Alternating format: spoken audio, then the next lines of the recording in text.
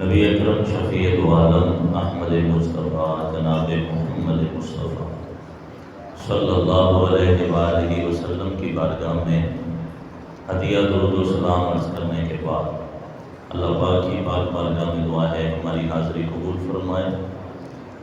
اس عظیم دن کی عظیم برکتیں میرا اللہ سب کو نصیب فرمائے۔ میں اپنی گفتگو کا آغاز ایک حدیث سے کرنا چاہتا ہوں۔ میرے نبی صلی اللہ علیہ وآلہ وسلم نے ارشاد فرمایا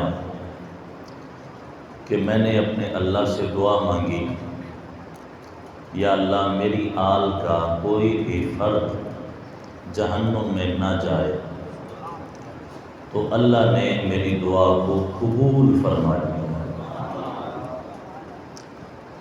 دوسری حدیث شریف فرمایا کہ جو بندہ میری اہل بیت کے ساتھ کوئی نیکی کرے، بھلائی کرے، حسن سلوک کرے، کوئی بھی نیکی کرے، کل قیامت کے میدان میں اس کا بدلہ میں خود عطا فرماؤں۔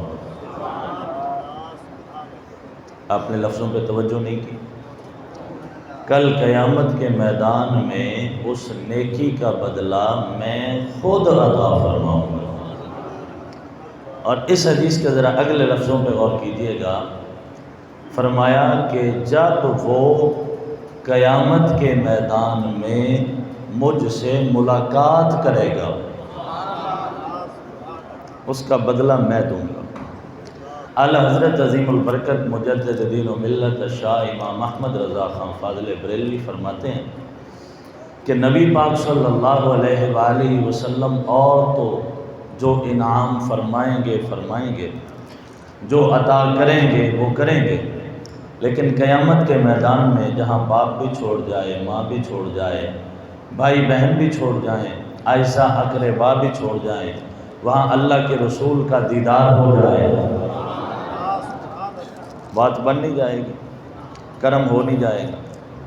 اس لیے خاص طور پہ یہ ایک بات پلے باندھ کے لے جائیں کہ اپنے ارد گرد دیکھا کریں، محلے میں، علاقے میں نبی پاک صلی اللہ علیہ وآلہ وسلم کے خاندان کے افراد جو سادات موجود ہیں، تو ان کا ذرا خاص طور پہ خیال کیا کریں۔ پورے علاقے میں چولہا جلتا ہو، ایک سید زادے کے گھر چولہا نہ جلے، یہ اس علاقے والوں کے لیے مر جانے والی بات نہیں۔ پورے محلے میں چولہا جلتا ہو اور اسی محلے میں ایک غریب سید رہتا ہو اور اس کا چولہا نہ جلے، یہ پورے محلے والوں کے لیے مر جانے والی بات نہیں ہے۔ ہمارا مزاج یہ بن گیا، ہماری عادت یہ بن گئی، اگر کوئی بڑی گاڑی کے اوپر ہے، بڑا کوئی جبہ پہنا ہے، بڑی دستار پہنی ہے، اس کے ہاتھ پاؤں چومتے ہیں، یہ سید زادہ ہے۔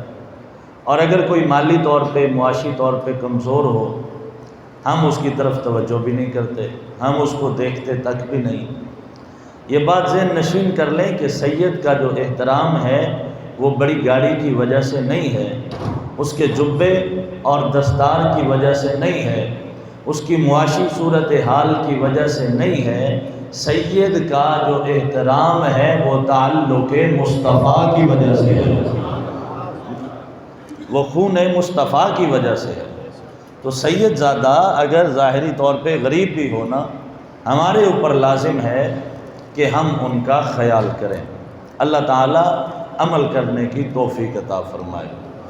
نبی پاک صلی اللہ علیہ وآلہ وسلم کے خانوادے نے جو کربلا میں قربانیاں پیش کی، حضرت سیدنا امام علی مقام امام حسین رضی اللہ تعالی عنہ، اور کبھی آپ نے غور کیا کہ اسلامی تاریخ میں شہادتیں تو بہت زیادہ ہیں، اسلامی تاریخ شہادتوں سے بھری ہوئی ہے، لیکن جو شہرت، جو مقام اور جو فضیلت حضرت امام حسین رضی اللہ تعالی عنہ کے شہادت آپ کے حصے میں آئی، وہ کسی اور شہید کو نصیب نہیں ہوئی۔ ایسی شہرت، ایسی عزت وہ کسی اور شہید کے حصے میں نہیں آئی۔ کبھی آپ نے سوچا کہ اس کی وجہ کیا ہے؟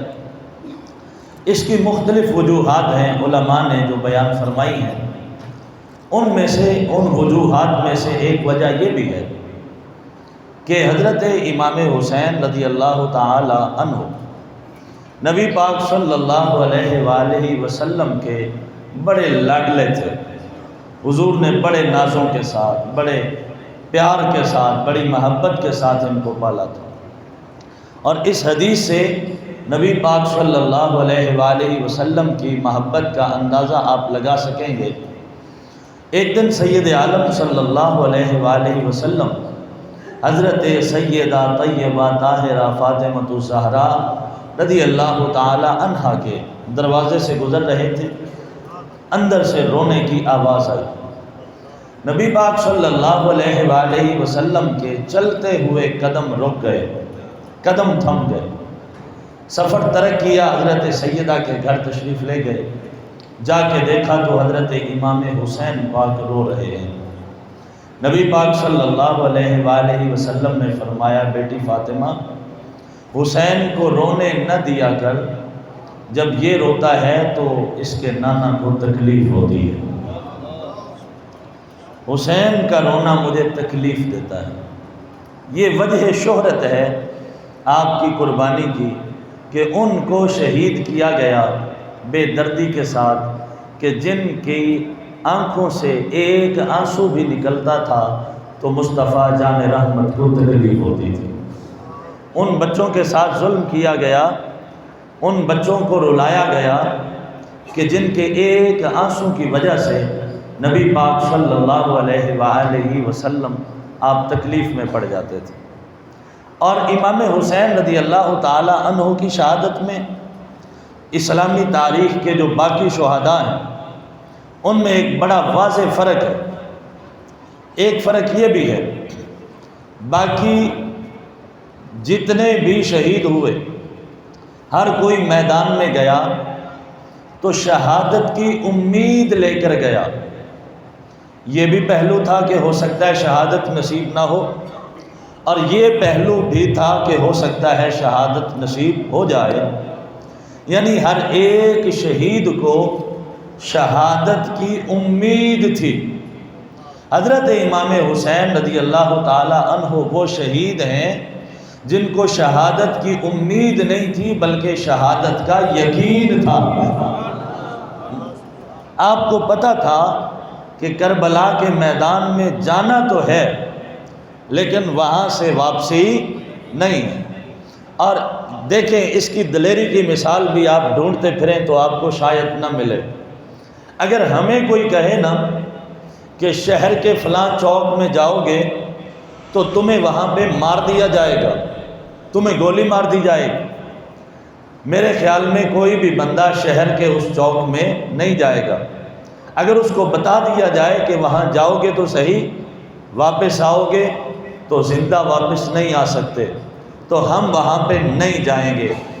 دونوں ہاتھوں سے کروڑوں سلام ہے حضرت امام حسین رضی اللہ تعالی عنہ کی عظمت و شان پر۔ آپ کو بتا دیا گیا تھا آپ جائیں گے تو صحیح لیکن واپس نہیں آئیں گے، پھر بھی اللہ کے دین کی سر بلندی کے لیے امام حسین نے اپنی جان کا نذرانہ پیش فرمایا، حالانکہ پتہ تھا کہ واپسی نہیں ہے۔ یہ بھی ایک فرق ہے باقی شہداء کی شہادت میں اور حضرت امام حسین رضی اللہ تعالی عنہ کی شہادت میں۔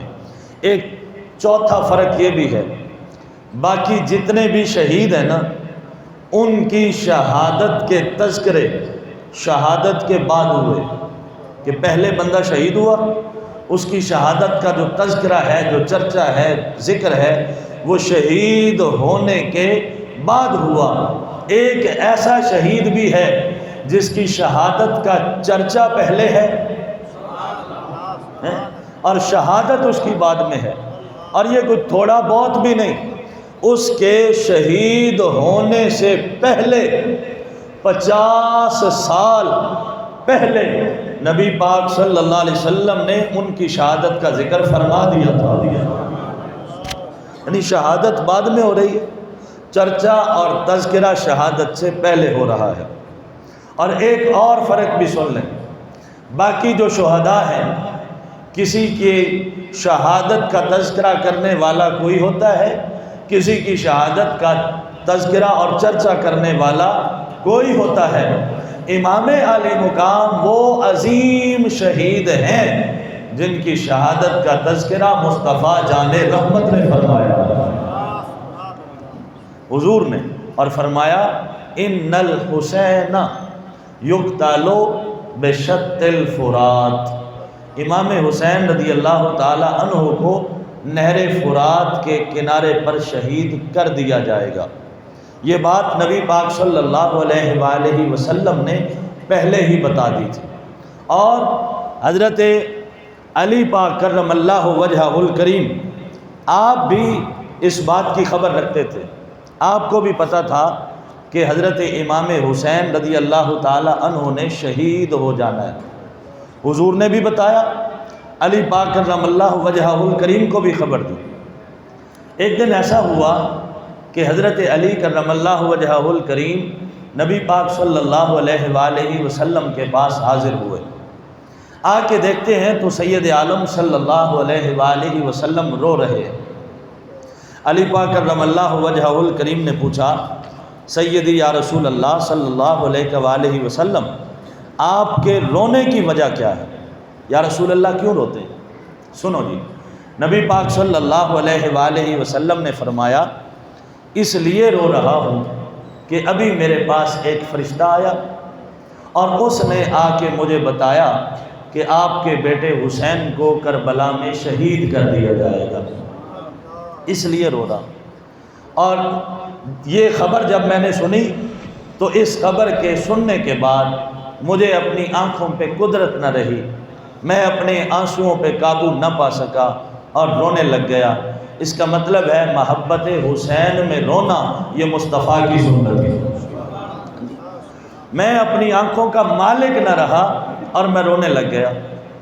نبی پاک صلی اللہ علیہ وآلہ وسلم کے بھی علم میں ہے حسین پاک شہید ہو جائیں گے، خود علی پاک کرم اللہ وجہہ الکریم بھی جانتے ہیں کہ حسین پاک شہید ہو جائیں گے، لیکن نہ نبی نے دعا کی یا اللہ حسین کو شہادت سے بچا لے، نہ علی پاک نے دعا کی کہ یا اللہ حسین کو شہادت سے بچا لے، بلکہ نبی پاک صلی اللہ علیہ وآلہ وسلم شہادت کی تیاری کرواتے رہے، تیار فرماتے رہے۔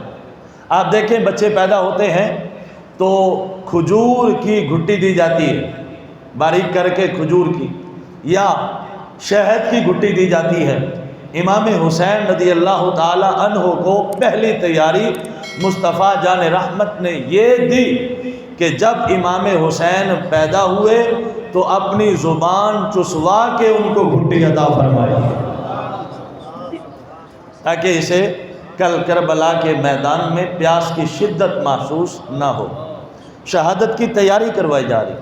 اور اسی طرح علی پاک کرم اللہ وجہہ الکریم آپ نے بھی یہ دعا کبھی نہیں کی کہ یا اللہ میرے بیٹے کو شہادت سے بچا لے، بلکہ میں آپ کی اطلاع کے لیے ایک حوالہ عرض کروں کہ حضرت علی کرم اللہ وجہہ الکریم آپ کا ایک مرتبہ گزر ہوا میدان کربلا سے۔ علی پاک سوار ہیں سواری کے اوپر اور گزر رہے ہیں، کہاں سے جی؟ میدان کربلا سے گزر رہے ہیں۔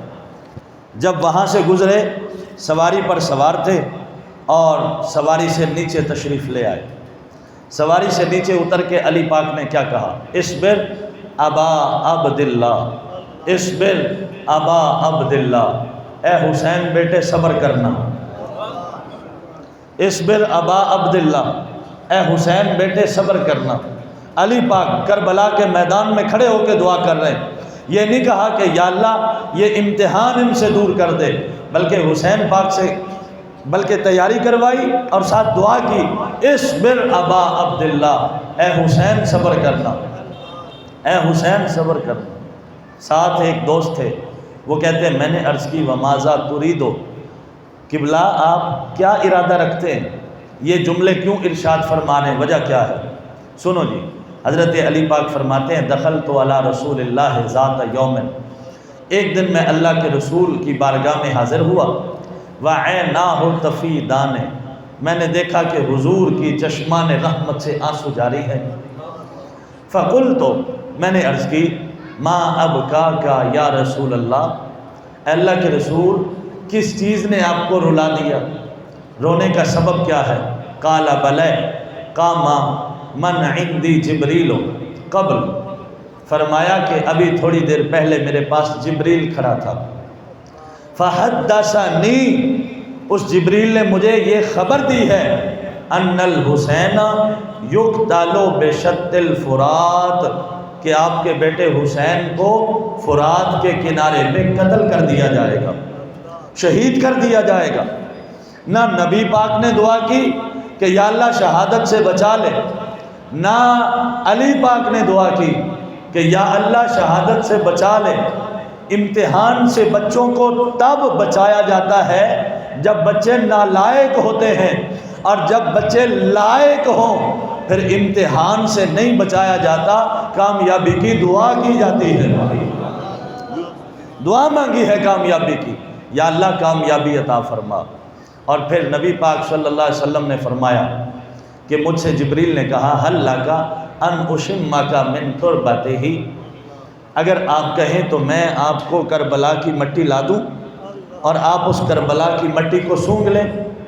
قالا، نبی پاک نے فرمایا فمد یدہ، جبریل نے اپنا ہاتھ لمبا کیا، فقبض قبضۃ من تراب، انہوں نے کربلا کی مٹی میں سے ایک مٹھی بھری، فاعطینیھا، اور انہوں نے وہ مٹی مجھے دے دی۔ جب میں نے کربلا کی مٹی کو دیکھا، فلم املک عینی ان فاضتا، پھر میری آنکھیں میرے بس میں نہ رہیں، میرے آنسو میرے بس میں نہ رہے جب میں نے کربلا کی مٹی کو دیکھا۔ پھر وہ کربلا کی مٹی نبی پاک صلی اللہ علیہ وآلہ وسلم نے ام المومنین حضرت ام سلمہ رضی اللہ تعالی عنہ کو عطا فرما دی۔ یہاں رک کے ذرا دو جملے سنیے گا۔ جب وہ مٹی حضرت ام سلمہ کو دی، اس وقت علی پاک بھی موجود تھے، حضرت سیدہ پاک بھی موجود تھیں، نہ علی پاک کو مٹی دی، نہ حضرت سیدہ پاک کو وہ مٹی دی، اور نہ اپنے خانوادے کے کسی اور فرد کو مٹی دی، بلکہ وہ مٹی ام المومنین ام سلمہ کو عطا فرمائی۔ وجہ یہ تھی کہ نبی علیہ السلام اپنی نگاہ نبوت سے دیکھ رہے تھے کہ جب واقعہ کربلا ہونا ہے اور امام حسین رضی اللہ تعالی عنہ نے شہید ہونا ہے، اس وقت نہ علی پاک موجود ہوں گے نہ فاطمہ پاک موجود ہوں گے، ام المومنین ام سلمہ موجود ہوں گی، اس لیے آپ نے وہ مٹی ان کو عطا فرمائی۔ اور ساتھ ایک نشانی بھی بتا دی، نشانی یہ بتائی جب یہ مٹی خون بن جائے تو سمجھ جانا امام حسین شہید ہو چکے ہیں۔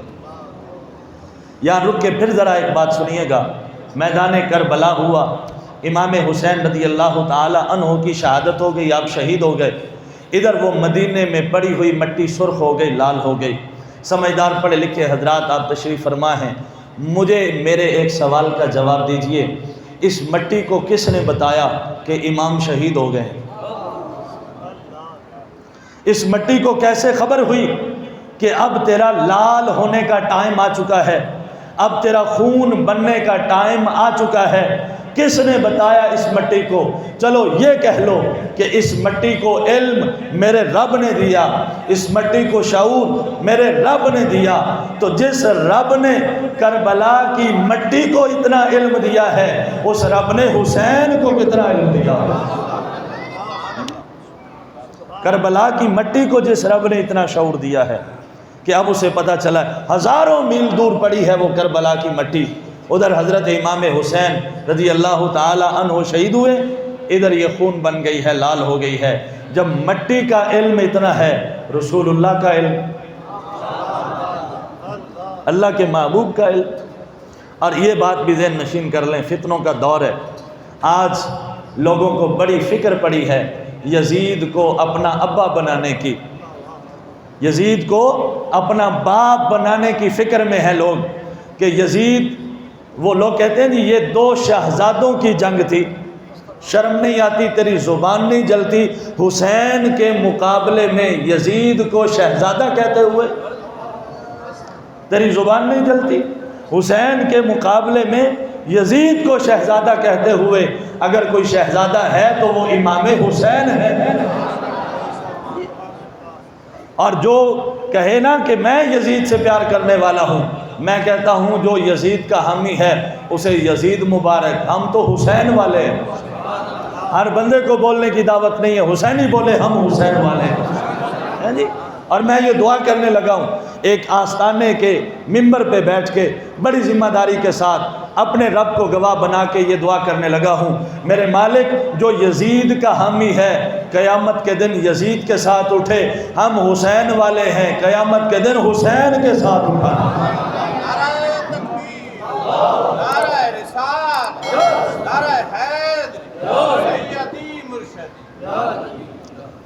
اور سنیے یہ تین باتیں خاص طور پہ، یزید کے 3 گناہ، یہ جو بڑے بڑے گناہ ہیں۔ ایک گناہ یہ ہے اس کا واقعہ، تاریخ کی کتابوں میں ایک واقعہ ملتا ہے، واقعہ حرہ بالمدینہ۔ واقعہ حرہ بالمدینہ یہ ہوا کہ جب یہ کربلا کے بعد ہوا، مدینہ والوں نے یزید کی بیعت توڑ دی، ہم اسے خلیفہ نہیں مانتے۔ اس نے ایک بڑا لشکر بھیجا، جاؤ جا کے مدینہ والوں پہ چڑھائی کر دو اور ان کو مجبور کرو کہ وہ میری بیعت کریں۔ وہ یزیدی لشکر، وہ یزیدی فوج مدینہ پہ چڑھائی کرنے کے لیے آئی۔ میرے نبی نے فرمایا تھا، میرے مالک جو مدینہ والوں پہ ظلم کرے اس کو اس طرح پگھلا دینا جس طرح تو پانی میں نمک پگھلا دیتا ہے، اس کو تو ذلیل کر دینا، رسوا کر دینا۔ جو مدینہ والوں پہ ظلم کرے، شہر رسول میں رہنے والوں پہ ظلم کرے۔ اور اس نے ظلم یہ کیا، لشکر بھیجا 3 دن کے لیے، جو اس کا کمانڈر تھا بھیجا ہوا جرنیل تھا، اس نے کہا کہ 3 دنوں کے لیے یہ مدینہ تمہارے اوپر حلال ہے، یہ مباح ہے تمہارے اوپر۔ حلال کرنے کا مطلب یہ تھا جس کو تمہارا دل کرے قتل کر دو، جس کا دل کرے تمہارا مال اس کا لوٹ لو، اور جس کی عزت لوٹنے کا تمہارا دل کرے اس کی عزت لوٹ لو۔ 3 دن کے لیے اس نے مباح کر دیا۔ اور اگلی بات ذرا دل تھام کے سنیے گا، اس یزیدی فوج کے اس کارنامے سے 1000 غیر شادی شدہ عورتیں حاملہ ہو گئی تھیں۔ یہ کون تھیں؟ یہ صحابہ کی بیٹیاں تھیں، یہ تابعین کی بیٹیاں تھیں۔ 1000 عورتیں جو شادی شدہ نہیں تھیں، یزید کے اس کارنامے کی وجہ سے اور اس کے فوج کے اس کارنامے کی وجہ سے وہ حاملہ ہو گئی تھی۔ یہ تو ان کی بات ہے جو کنواریاں تھیں، اب جو شادی شدہ تھیں وہ اس کے علاوہ ہے۔ یہ وہ اس کا گناہ ہے کہ قیامت کے میدان میں اللہ پوچھے گا نا اس سے، حشر کو ہوگا یہ معلوم کہ جیتا کون اور ہارا کون۔ لوگ آج بھی اپنا ووٹ یزید کے پلڑے میں ڈالتے ہیں، کل قیامت کے میدان میں اگر سامنے حسین آ گئے پھر کیا جواب دو گے؟ اور اہل مدینہ پہ ظلم یہ کیا اس نے کہ واقعہ حرہ بالمدینہ۔ اور اگلا ظلم سنیے گا، اس کی فوج نے 3 دن مسجد نبوی میں گھوڑے باندھے رکھے۔ 3 دن مسجد نبوی میں نہ اذان ہوئی، نہ اقامت ہوئی، نہ نماز ہوئی۔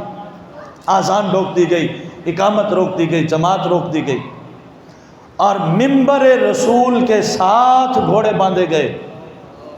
وہ گھوڑے لید بھی کرتے تھے، وہ گھوڑے پیشاب بھی کرتے تھے، پیشاب کے قطرے اس منبر پہ پڑتے تھے جہاں نبی آخر الزماں بیٹھ کے خطبہ دیا کرتے تھے۔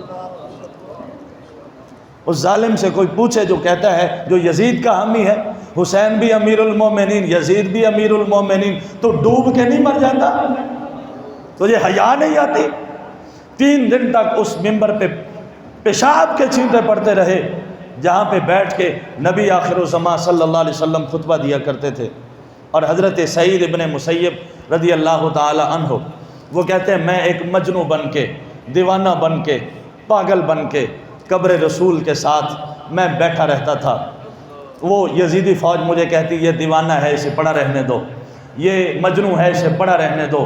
کہتے ہیں خدا کی عزت کی قسم ہے 3 دن مسجد نبوی میں نہ اذان ہوئی نہ اقامت ہوئی، لیکن جب بھی اذان کا وقت ہوتا تھا قبر مصطفیٰ سے اذان کی آواز بھی آتی تھی، اقامت کی آواز بھی آتی تھی۔ حضور کے روضے سے اذان بھی پڑھی جاتی تھی، اقامت کی آواز بھی آ رہی تھی۔ یہ اس کا ایک ظلم تھا۔ دوسرا اس نے ظلم کیا واقعہ حرہ بالمکہ۔ واقعہ حرہ بالمکہ یہ ہوا کہ جس طرح مدینہ اس نے حلال کر دیا فوج پر، اسی طرح اس کے حکم سے مکہ بھی حلال کر دیا گیا۔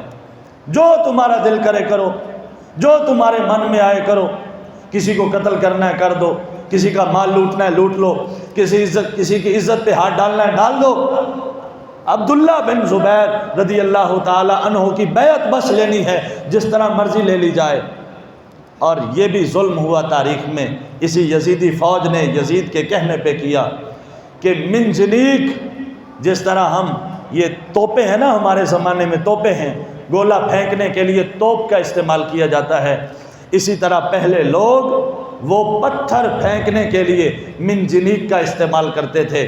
یزیدی فوج نے کعبہ سے دور منجنیقوں میں بڑے بڑے پتھر ڈال کے کعبہ کے اوپر برسائے ہیں، اور تب ان پتھروں سے جو چنگاریاں نکلتی تھیں ان کی وجہ سے کعبے کا غلاف بھی جل گیا تھا۔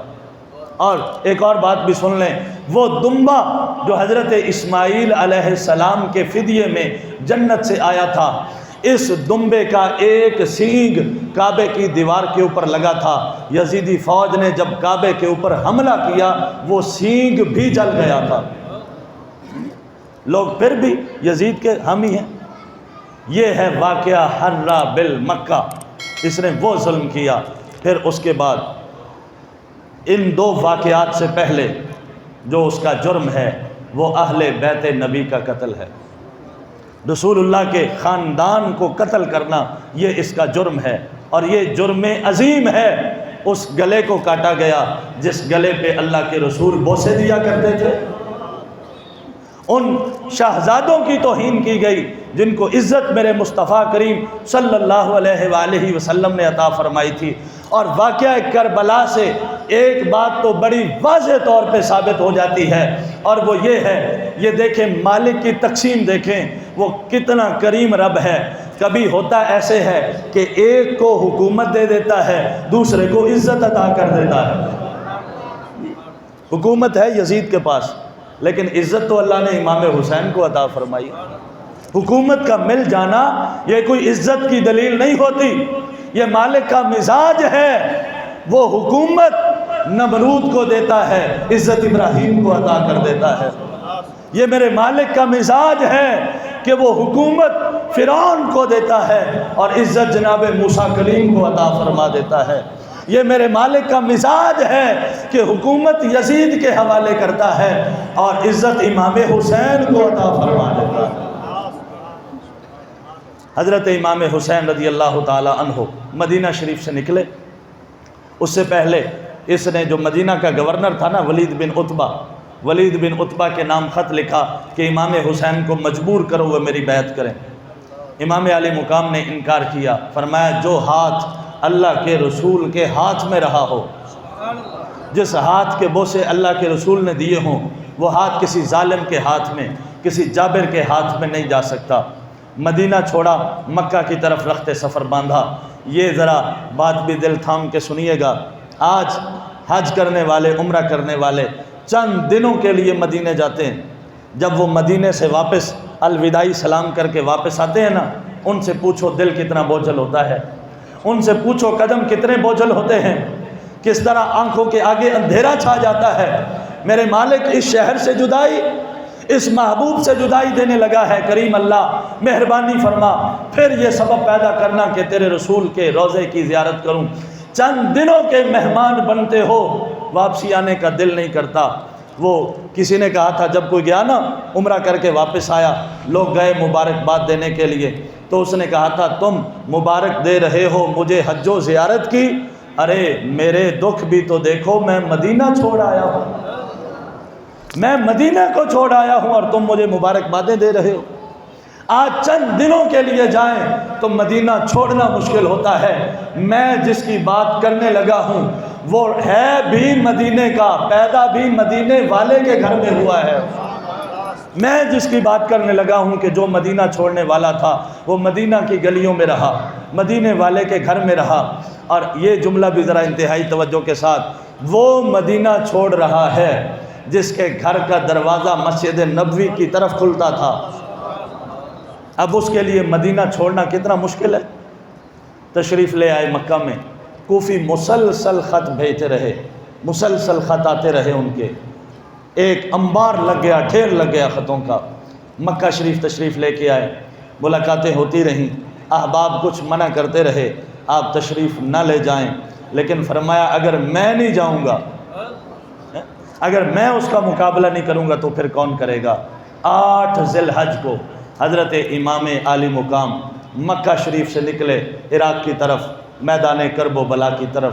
وقت آیا کہ آپ نے کربلا کے میدان میں ڈیرہ لگا لیا، اور پھر یزیدی فوج مقابلے میں 22,000 سے زیادہ کا لشکر ہے۔ اہل بیت نبوت کا یہ قافلہ چند افراد کے اوپر مشتمل ہے، مسلسل مجبور کیا جا رہا ہے یا آپ بیعت کریں یا شہادت کے لیے تیار ہو جائیں۔ آپ فرماتے تھے کہ شہادت قبول ہے، اس فاسق کی، اس ظالم کی بیعت کرنا یہ قبول نہیں ہے۔ ایک ایک کر کے خانوادہ نبوت کے اور اس لشکر کے جو افراد تھے وہ شہید ہوتے رہے۔ وقت آ گیا، اکیلے امام علی مقام امام حسین رضی اللہ تعالی عنہ بچ گئے۔ تیاری کی، سواری پہ سوار ہوئے، ایڑی مارنے لگے سواری کو، خیمے سے آواز آئی، ہر ایک کی لاش کو تو آپ اٹھا کے لاتے رہے، اب آپ کو کون اٹھا کے لائے گا؟ سب کو تیار تو آپ نے کیا ہے، اب آپ کو کون تیار کرے؟ مہربانی کریں نہ جائیں، کرم نوازی کریں رک جائیں، نہ جائیں۔ فرماتے تھے اگر میں نہیں جاؤں گا تو پھر کون جائے گا؟ یہ بات ہے نانے کے دین کی، یہ بات ہے عزت مصطفیٰ کی۔ فرمایا میں جانے لگا ہوں، اور پھر جب یزیدی فوج میں گئے ہیں، خون حیدری ہے، دودھ بطول ہے، تربیت مصطفیٰ ہے صلی اللہ علیہ وآلہ وسلم، جو سامنے آتا ہے گردن الگ، دھڑ الگ کر دیا جاتا ہے۔ انہوں نے کہا یہ علی کا شیر ہے، شیر خدا کا شیر ہے، ایک ایک کر کے ہم اس کا مقابلہ نہیں کر سکتے، یک بارگی حملہ کر دیا جائے۔ اب پوری یزیدی فوج نے ایک ہی مرتبہ امام پاک پہ تیروں کی بارش کر دی، اور پھر وقت آ پہنچا کہ آپ زخمی ہوئے، سواری سے نیچے تشریف لے کے آئے اور سر سجدے میں رکھا اور ایک جملہ کہا، اللہم ردن بقضائک، یا اللہ میں تیری رضا پہ راضی،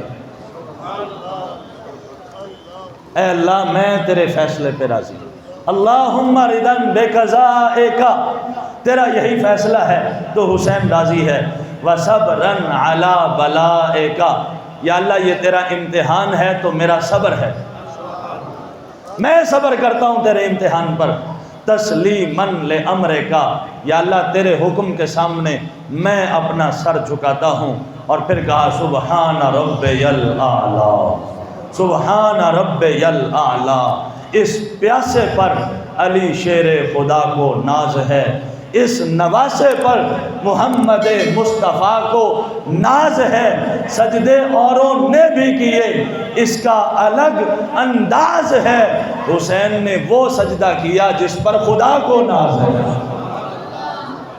سجدہ کرتے ہو، زمین اپنا نشان پیشانی پہ چھوڑ دیتی ہے، کبھی تو ایسا بھی سجدہ کرو نا کہ پیشانی کا نشان زمین پہ چھوڑ دو، کبھی تو ایسا بھی سجدہ کر کے دیکھو۔ امام علی مقام نے وہ سجدہ کیا کہ پیشانی کا نشان زمین پہ چھوڑ دیا ہے۔ اور یہ بات بھی سن لیں، صوفیہ فرماتے ہیں کہ تموتون کما تعیشون و کما تموتون تبعثون، جیسے جیو گے ویسے مرو گے، جیسے مرو گے ویسے اٹھو گے۔ بندہ تلاوت کرتا رہے، مرے گا تلاوت کرتا ہوا، اٹھے گا قبر سے تو تلاوت کرتا ہوا۔ حسین کی شہادت ہوئی ہے سجدے میں، سجدے میں شہادت ہوئی ہے۔ اور امام علی مقام جب اپنے روضے